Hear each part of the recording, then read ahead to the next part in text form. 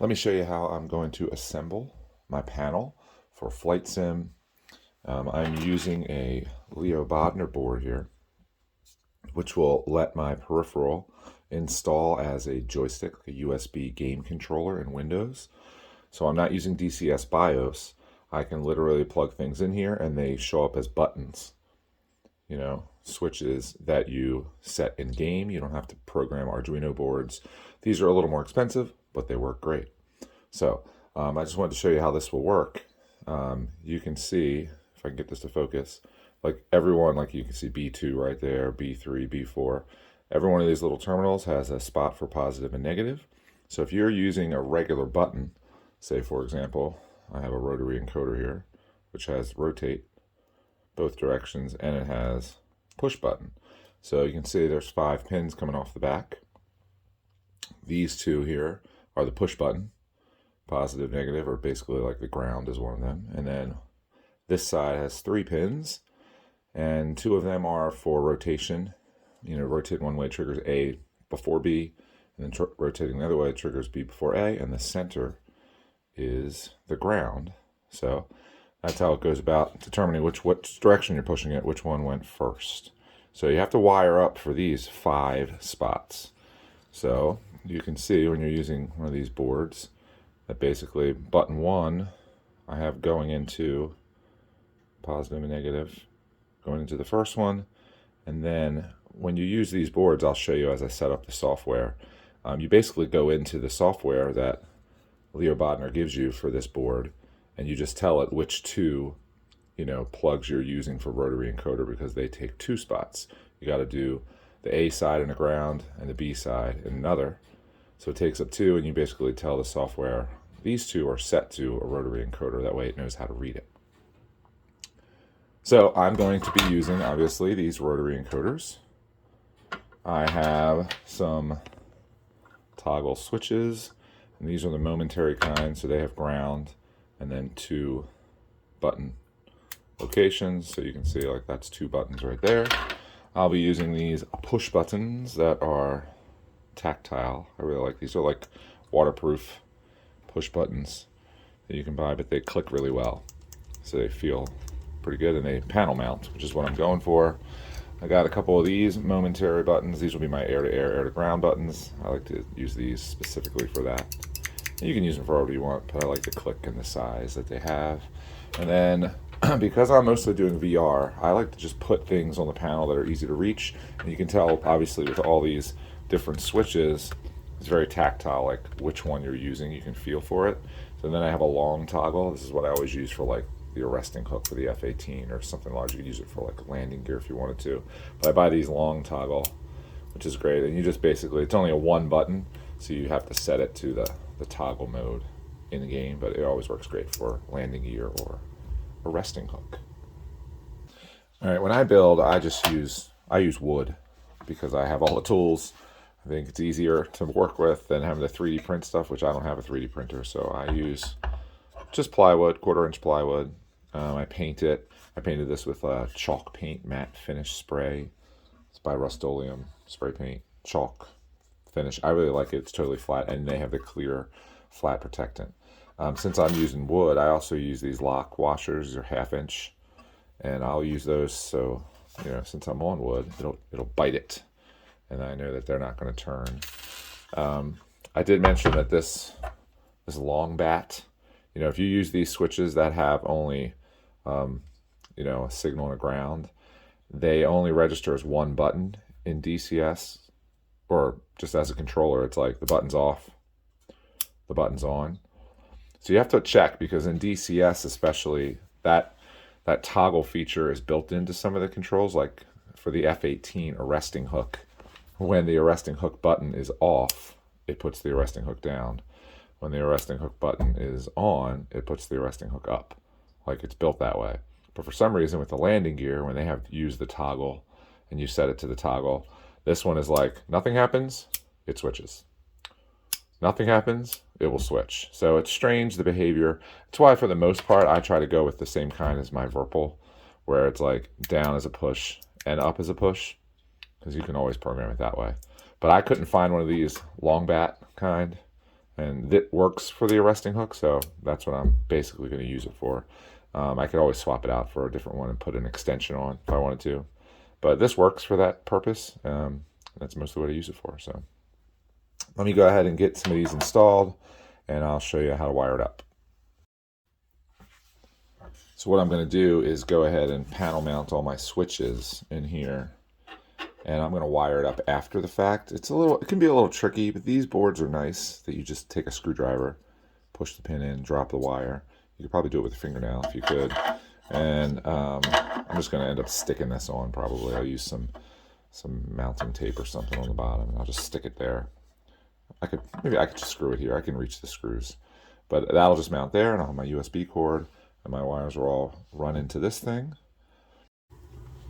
Now, as for how I've designed this to mount, I'm using a Monster Tech mount here to mount to my desk. I need my desk to break down and be a place to work and a place to fly with the flight sim. So I have some of these. These are T-slot nuts, basically. These are the same exact thing that came with my Monster Tech. I bought some more of them to add additional mounts. They're like M8 size, metric 8 is the size, and I just basically am popping them into the side here, right? And on this side, and what's going to happen is this, my throttle is going to sit here, and I made my little side attachment, but then this piece here is going to sit and mount on top of it. So I bought some of these just standard hooks. I cut them off. I've got some furniture T-nuts in there to receive this, and basically it's just going to slide on top, and I will screw it in right there, and it will be mounted on top just like so, in place. Easy to reach with my left hand. That's the plan. All right, I've got a bunch of switches in there. You can see they're just panel mounted and in place. I did want to mention one thing. I'm going to be putting these, which I usually use for air to air, air to ground. You can find these switches, in case you're not sure, they come with options. There's a LED, but they also come consistently open, consistently closed, or normally, I think it's normally open, normally closed. That's what it is. And I'm using them as the open, so that when you push it, there's a button.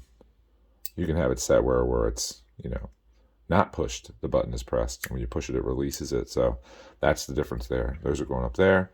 And then when I put these switches in, most of these, they're all intended for panel mount, and most panels are plastic, and they're like an 1/8 inch or really thin sheet metal. So this 1/4 inch can be tricky. You can't always find buttons where the threads go far enough in a 1/4 inch. So I'm just going to use some super glue and glue these into place. So here is everything wired up. And these boards are pretty straightforward.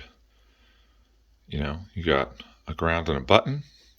Just got to make sure you got them in the right places, and that your rotary encoders go into an odd first, then an even, because that's the way they're grouped in the software. And once I go plug this in, you'll see it just basically registers as a controller inside of Windows. So let's go look at that. Now I have the panel connected to my computer, and I've loaded up the BBI32 button box interface, which you get from the Leo Bodner website. And in here, you have to set which channels you have as rotary encoders, because rotary encoders have special settings. You have to, like I said, you have to have it on an odd, then an even. So I have my rotary encoder knobs in button 3 and button 4. And it may depend on the rotary encoder or how sensitive you want it to be. I always do a 1:2 ratio for mine. It works great. You can invert them if you need to, in case something's backwards. And you can choose your pulse width. You can mess around with that. That has some, the reaction of the knob can be a little different when you change how many milliseconds per pulse. But I have mine set here so that now if I test out my switches, you can see right here, this is goes 2 ways. You can see the buttons setting up. Perfect. Everything is working. I went ahead and put my little switch covers on. It's going to be my flaps knob. Here's the rotary encoder. So every time I turn it, the other way and push, and then a push button, knob. Everything is working. So this one will be always on, always off. I don't usually use those. I just know that it functions properly in the F18, so that's what I'm going with. And at that point, you're set. Let's just go down here and load up the USB controllers.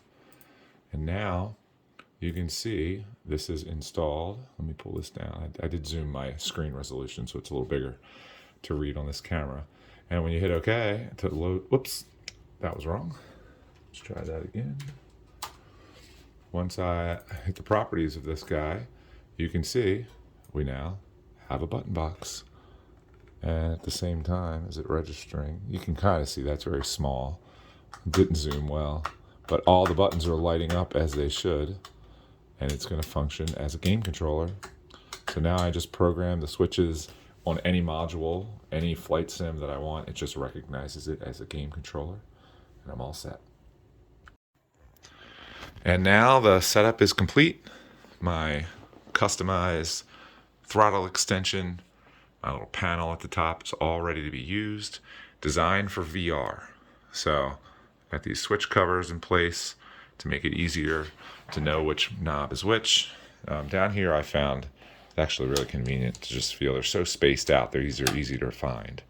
It took me a long time getting used to finding things here, but I feel, although it's unique, so it's easy, but I do like how I spaced these. And, you know, the extra space when you're under the headset, and having different types of switches in these columns. Like there's not two of the same thing. It's easy to know where you're at. In VR too, I love these macro keyboards because I'll just program the keys for some kind of unique keyboard combination, like right shift 1, right shift 2, right shift 3. I don't think they're used for anything. And then I can go ahead and program them for control the UFC under the headset. These little buttons, these little knobs. So like here, I have this one for F16, so I just Velcro them on, you know. I'll pop this one up here. And for the F16 one, really cheap but usable solution is this, like cheap on Amazon, 2 for $10. And Super Nintendo controller, so I'll stick that on there. You can see I have my Velcro. I'll stick that on there, and this is my select up and down. And then I use these as like the dauber switch, you know. You can do it by feel. They're spaced out well. And you got a couple extra buttons if you ever need them for something. I originally started all this before VR, flying the F-18, and I used this giant macro keyboard. And I designed this one to be, you know, flat screen, 2D. But I put all the functions of the UFC on a macro keyboard this way. Just kind of inexpensive way. I got this from someone else. I think they are kind of expensive. These are like $80 or $90, but I got this from someone else who wasn't using it. And I was like, man, this will be perfect. So I set that up as UFC for when I'm in 2D. So there's my complete setup. I'm looking forward to programming it in and being able to use this extension with any module that I decide to fly.